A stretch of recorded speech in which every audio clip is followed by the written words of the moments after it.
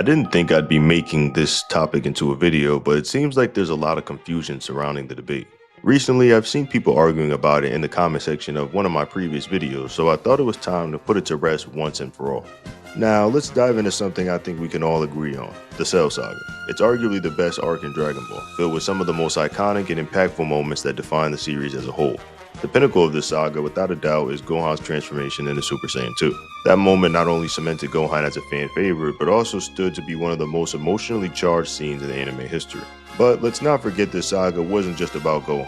One of the things that made the Cell Saga so incredible is how it gave nearly every major character their moment in the spotlight. Vegeta and Trunks, for instance, had some truly memorable highlights.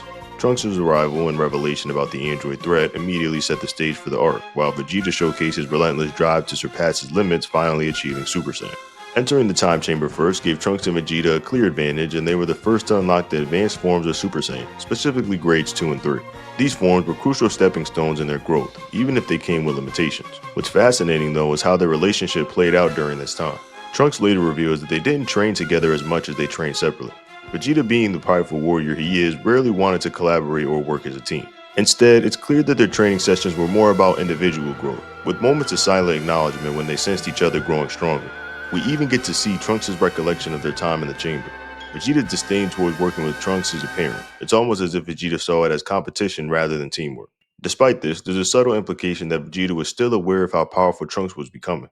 This is best highlighted in Vegeta's line to Semi-Perfect Cell, where he says that although Trunks is weaker than him, he'd be strong enough to defeat Cell in that state. Which brings us to one of the most impactful moments between these two, when Trunks attacked Vegeta for allowing Cell to achieve his perfect form. It was a shocking turn of events, not just for Vegeta, but for the audience as well. This moment also suggested something interesting. It seemed likely that Trunks and Vegeta never actually fought each other during their time in the time chamber. If they had, Vegeta might have been more aware of Trunks' willingness to stand against him when it came to his morals. Of course, this is just speculative. When Perfect Cell was finally born, Vegeta stepped in to confront him. They had a quick but decisive bout that ended with Cell ultimately dominating Vegeta with minimal effort. Despite all of Vegeta's bravado and confidence leading up to this moment, Cell destroyed him without breaking much of a sweat. The only move Vegeta managed to land that inflicted any significant damage was his final flash. Even that, however, proved to be ultimately futile.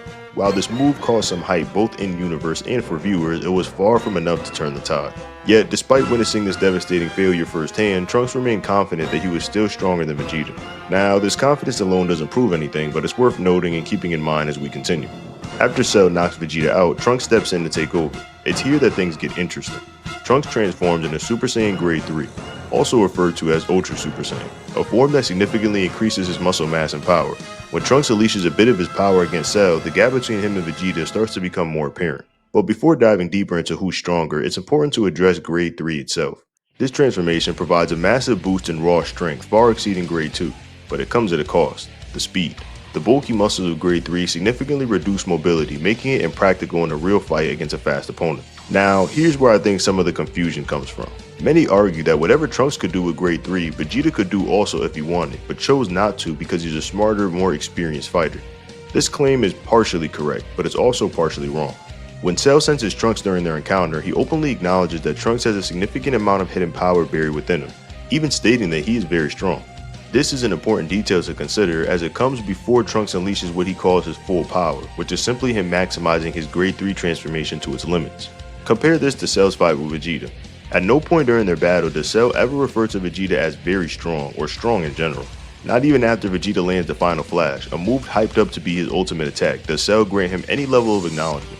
Instead, Cell brushes it off as a minor inconvenience and continues to toy with Vegeta for the entirety of the fight.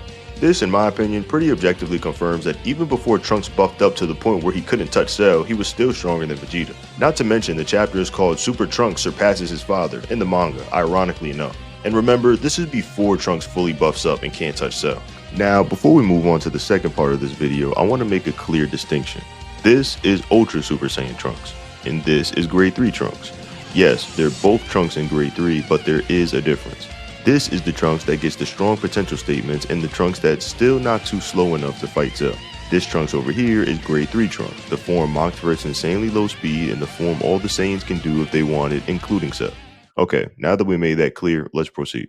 Following their humiliating defeats by the hands of Cell, both Vegeta and Trunks decide to re-enter the Room of Spirit and Time for a second round of intense training. While their first trip provided significant power boosts, it's clear that they felt the need to further bridge the gap between themselves and Cell before the Cell games. This decision highlights their shared determination despite their different approaches to combat and growth. Fast forward to the Cell games where Cell creates miniature versions of himself known as the Cell Juniors to toy with the Z Fighters and provoke Gohan into unleashing his hidden power. These Cell Juniors proved to be a major threat, pushing even the strongest warriors to their limits. According to Daizenshu 7, each of the children then has roughly the same amount of power and speed as Cell. This statement implies that Cell Juniors were immensely powerful and were holding back significantly as they refrained from outright killing most of the Z Fighters. What's particularly fascinating during this chaotic battle is the difference in performance between Vegeta and Trunks. In the manga, Cell himself comments on the situation, stating that Vegeta and Trunks are the only ones who can properly hold their ground against the Cell Juniors. This indicates that their second round in the Room of Spirit and Time, the two Saiyans were able to elevate their power and skills to levels that made them somewhat competitive against the Cell Juniors. The implication that Vegeta and Trunks became relative in power after their second trip to the Room of Spirit and Time is significant. Initially, Trunks had the edge over Vegeta, thanks to his willingness to push himself further during the first year in the Time Chamber. However, the second year of training, it's clear that Vegeta was able to close the gap, matching Trunks in power to a degree that led to statements suggesting they were now on equal footing. I'm sure it's statements like these that led many people to believe that Vegeta and Trunks were equal all along, but that's simply not the case. Their relativity only became evident after the second year of training in the Hyperbolic Time Chamber. Before this, Trunks held a clear advantage in terms of raw power, albeit at the cost of efficiency due to the limitations of Super Saiyan Grade 3. Interestingly, while the manga describes them as being relative during the Cell games, a closer look at their performances against the Cell Juniors paints a slightly different picture. Vegeta is shown fighting against a single Cell Junior throughout the entire struggle, giving it his all but eventually ending up on the ground, clearly exhausted. Trunks, on the other hand, starts by facing one Cell Junior but is later seen fending off two Cell Juniors simultaneously towards the end of the battle. The difference in performance, while subtle, does suggest that Trunks may still hold a slight edge over Vegeta, even after the second round of training. Of course, one could argue that the two are relative based on the manga statements, but I think this detail is worth mentioning regardless.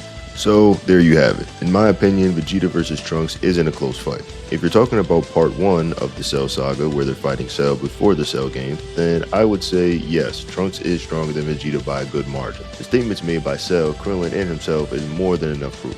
As for the second part of the Cell Saga during the Cell game, you could argue that they're relative. In the anime, Trunks may hold a slight advantage, though in the manga it's stated that they're relative, so they could be relative. Cell does also make the same statement in the anime, however, despite how the visuals may look in Trunks' favor. So in part 2, they're equal or relative, and in part 1, Trunks is stronger. Just to reiterate this again, grade 3 is something Vegeta can do, and Vegeta could have powered up his muscles just as strong as Trunks did and suffered the same fate that he did against Cell. However, this isn't the Trunks that I'm mentioning or referring to. The Trunks that surpassed Vegeta is either an early stage of grade 3 that Vegeta probably could access but Trunks would still be stronger, or just a different thing altogether. I'm not really too sure. Either way, it's not this fully buffed up Trunks that I'm referring to. I'm aware that Vegeta can also use grade 3 as well, but regardless, Trunks is stated to be stronger by Cell himself and Krillin, and yeah.